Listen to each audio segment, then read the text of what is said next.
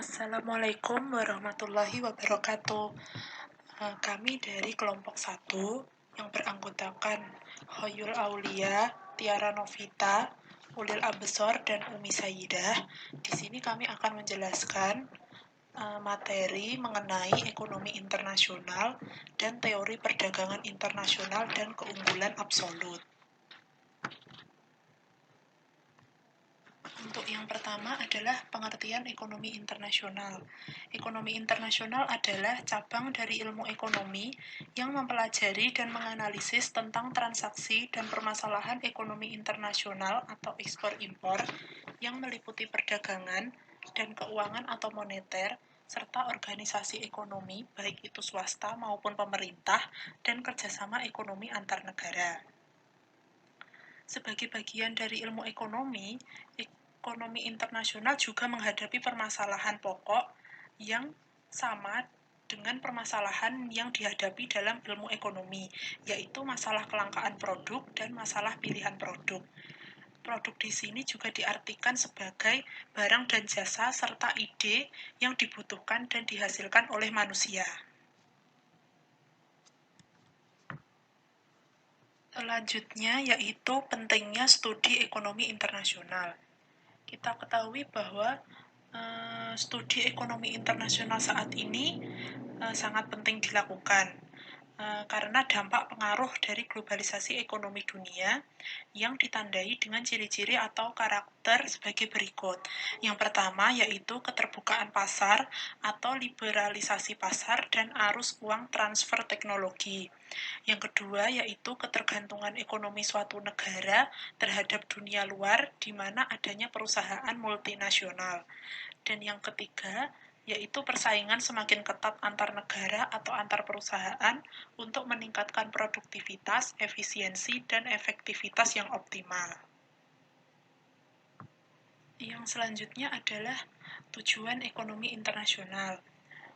Tujuan dari ekonomi internasional sendiri yaitu sebagai usaha untuk mencapai taraf kemakmuran setinggi-tingginya bagi umat manusia.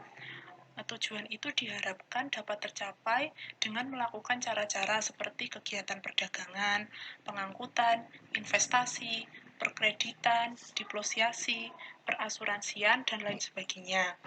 Selain itu, tujuan perdagangan internasional atau ekonomi internasional yang lain adalah meningkatkan devisa negara melalui kegiatan ekspor produk ke negara lain, meningkatkan pertumbuhan sektor ekonomi, untuk menstabilkan harga barang dan juga dapat menyerap banyak tenaga kerja. Selanjutnya, pengaruh ekonomi internasional terhadap keseimbangan ekonomi. Nah, dengan adanya perdagangan antar dua negara atau lebih negara, tentunya berpengaruh terhadap perekonomian internasional dan negara-negara yang terlibat secara langsung. Dengan adanya perdagangan tersebut tentu berdampak baik apabila persaingan di pasar internasional mampu membawa negara tersebut berpartisipasi sebagai pelaku perdagangan yang dapat menyediakan kebutuhan dan mampu bersaing dalam segala aspek.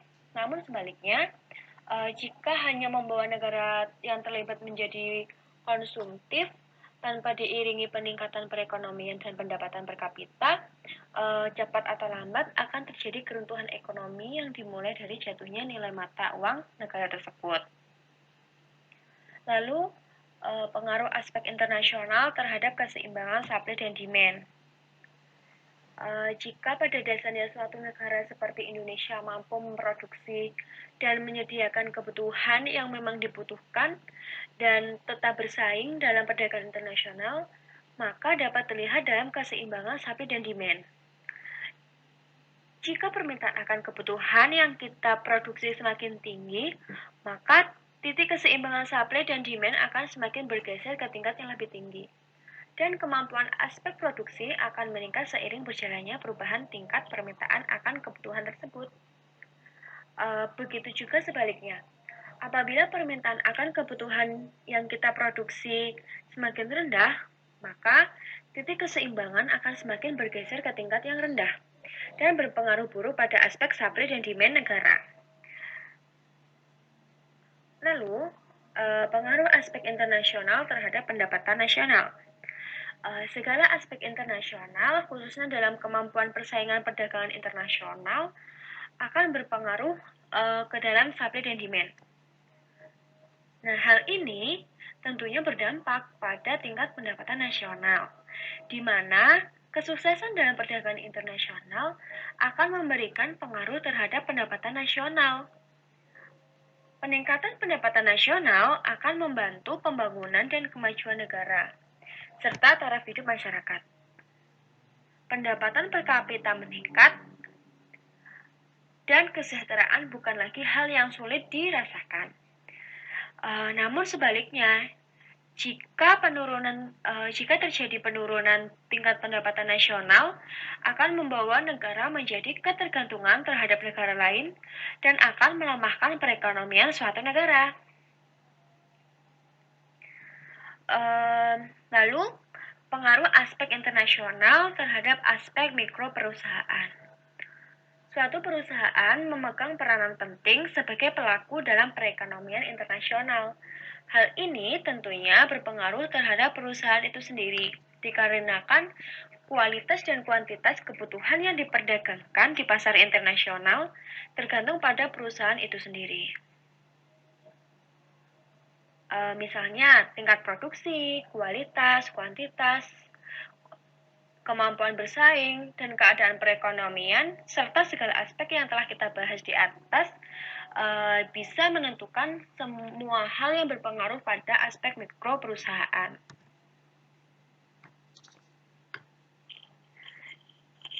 Selanjutnya, perdagangan internasional.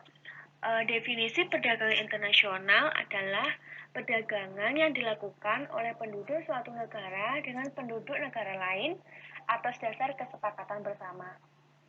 Penduduk yang dimaksud dapat berupa antar perorangan, individu dengan individu, antara individu dengan pemerintah, atau pemerintah suatu negara dengan pemerintah lain. Selanjutnya, manfaat perdagangan internasional bagi suatu negara. Yang pertama, menjalin persahabatan antar negara. Dengan adanya kerjasama perdagangan internasional, maka terjalin hubungan baik yang dibuat oleh negara-negara yang berpartisipasi. Nah, biasanya setelah itu kerjasama lainnya juga bisa dijalankan oleh negara tersebut. Manfaat perdagangan internasional selanjutnya yaitu memperoleh barang yang tidak dapat diproduksi di negara sendiri. Nah,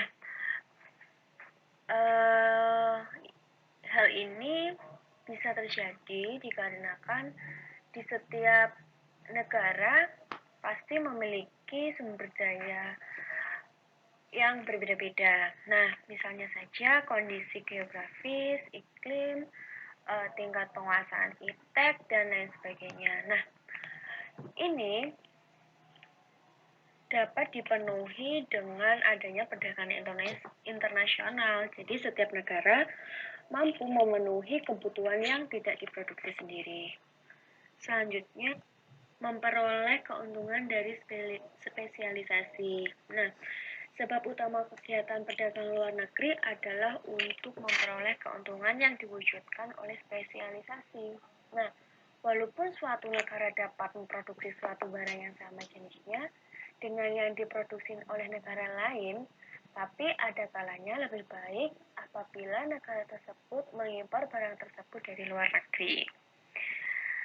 Selanjutnya, manfaatnya dapat memperluas pasar dan menambah keuntungan. Hal ini dapat dilakukan dengan memproduksi secara optimal, tanpa takut kelebihan produksi dan harga jual yang turun.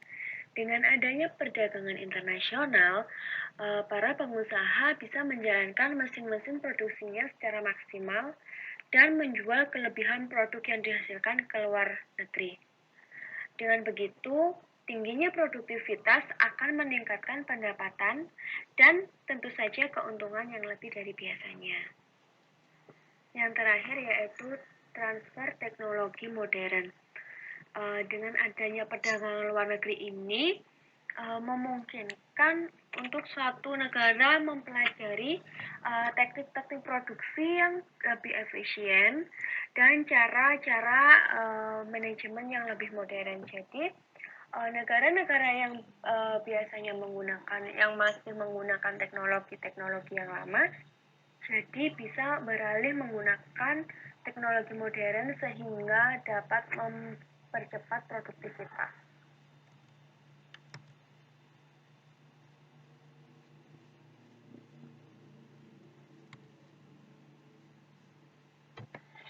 Yang selanjutnya adalah faktor-faktor yang mendorong suatu negara melakukan perdagangan internasional.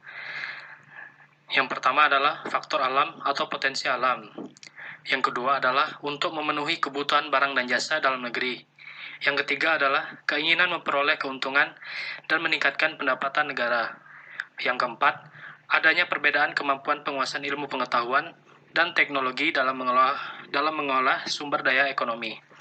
Yang kelima, adanya kelebihan produk dalam negeri sehingga perlu pasar baru untuk menjual produk tersebut. Yang keenam adalah adanya perbedaan keadaan seperti sumber daya alam, iklim, tenaga kerja, budaya, dan jumlah penduduk yang menyebabkan adanya perbedaan hasil produksi dan adanya keterbatasan produksi. Yang ketujuh, adanya kesamaan selera terhadap suatu barang. Yang kedelapan, keinginan membuka kerjasama, hubungan politik, dan dukungan dari negara lain. Yang kesembilan, terjadinya era globalisasi sehingga tidak satu negara pun di dunia dapat hidup sendiri. Selanjutnya, hambatan dalam perdagangan internasional.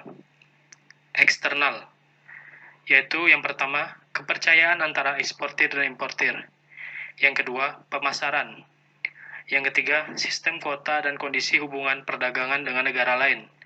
Yang keempat, keterkaitan dalam keanggotaan organisasi internasional. Yang kelima, kurangnya pemahaman akan tersedianya kemudahan-kemudahan internasional. Internalnya yang pertama yaitu menyangkut persyaratan-persyaratan dasar untuk pelaksanaan transaksi ekspor-impor. Yang kedua, kemampuan dan pemahaman transaksi luar negeri. Yang ketiga, pembiayaan. Yang keempat, kekurang sempurnaan dalam mempersiapkan barang. Yang terakhir adalah kebijaksanaan dalam pelaksanaan ekspor dan impor.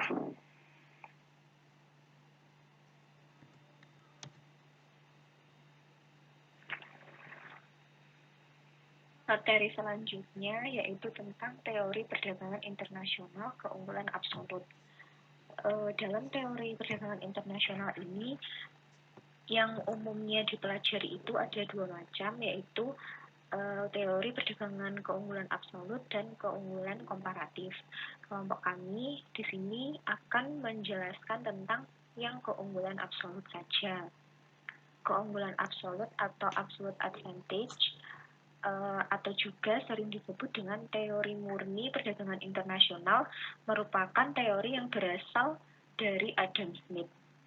Dasar pemikiran dari teori ini adalah suatu negara akan melakukan perdagangan atau pertukaran apabila setiap negara memperoleh keuntungan mutlak dari perdagangan tersebut. Suatu negara dikatakan mempunyai keuntungan mutlak apabila negara tersebut dapat memproduksi barang dengan biaya yang lebih murah dibandingkan jika barang tersebut diproduksi oleh negara lain.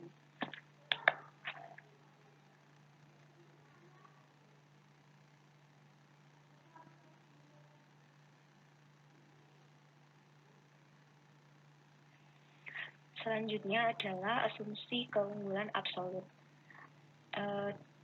Asumsi keunggulan absolut ini ada beberapa macam. Yang pertama yaitu hanya ada dua negara yang akan saling melakukan perdagangan. Misalnya itu negara X dan juga negara Y. Lalu hanya ada dua barang yang dapat dihasilkan, misalnya barang A dan juga barang B. Setelah itu, barang yang memiliki keunggulan absolut bila barang tersebut dihasilkan secara lebih murah dibandingkan dihasilkan oleh negara lain. Jadi intinya barang yang memiliki keunggulan absolut itu merupakan barang yang dapat diproduksi oleh suatu negara dengan biaya yang lebih murah dan juga lebih efisien dibandingkan jika barang tersebut dihasilkan oleh negara lain. Lalu, biaya transportnya itu ditiadakan dan faktor produksi yang digunakan itu umumnya hanya tenaga kerja. Jadi, di antara dua negara tersebut, hanya tenaga kerja saja yang dibandingkan. Dan umumnya, dalam teori keunggulan absolut ini, tenaga kerja yang digunakan oleh kedua negara itu sama. Untuk contoh soal dari keunggulan absolut ini yaitu Indonesia dan India memproduksi dua jenis komoditi, yaitu kain dan juga beras. Dengan asumsi masing-masing negara menggunakan 100 tenaga kerja dengan rincian 50 tenaga kerja memproduksi kain dan 50 tenaga kerja memproduksi beras. Nah, di sini kita dapat membuat tabel dengan rincian produk terdiri dari kain dan juga beras. Lalu, di sini dapat dilihat bahwa Indonesia dapat menghasilkan 8.000 meter kain, sedangkan India dapat menghasilkan 10.000 meter kain. Untuk beras, Indonesia dapat menghasilkan 30.000 kg beras, dan India dapat menghasilkan 25.000 kg beras. Penjelasannya, berdasarkan contoh tersebut dapat diketahui bahwa negara Indonesia memiliki keunggulan mutlak dalam produksi beras, sedangkan India memiliki keunggulan mutlak dalam produksi kain. India mampu menghasilkan lebih banyak kain daripada Indonesia, sedangkan Indonesia mampu memproduksi beras lebih banyak dari India. Padahal, faktor produksi tenaga kerja yang digunakan oleh kedua negara tersebut sama. Kondisi tersebut mendorong terjadinya perdagangan internasional antara India dan Indonesia. India dapat menjual kain kepada Indonesia, sementara Indonesia dapat menjual beras kepada India. Jadi intinya, Indonesia itu memiliki keunggulan mutlak atau keunggulan absolut terhadap produksi beras, sedangkan India itu memiliki keunggulan mutlak atau keunggulan absolut terhadap produksi kain. Jadi, Indonesia ini dapat menjual beras kepada India, dan India juga dapat menjual India dapat menjual kain kepada Indonesia. Jadi, karena adanya keunggulan absolut di masing-masing negara ini, menjadikan kedua negara ini melakukan perdagangan internasional.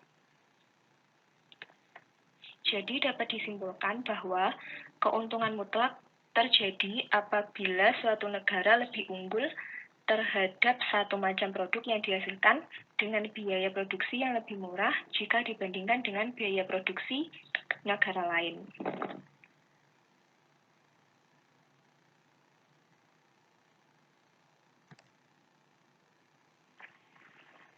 Sekian materi yang dapat disampaikan oleh kelompok kami. Semoga materi ini bisa bermanfaat. Ada kurang lebihnya, kami mohon maaf. Wassalamualaikum warahmatullahi wabarakatuh.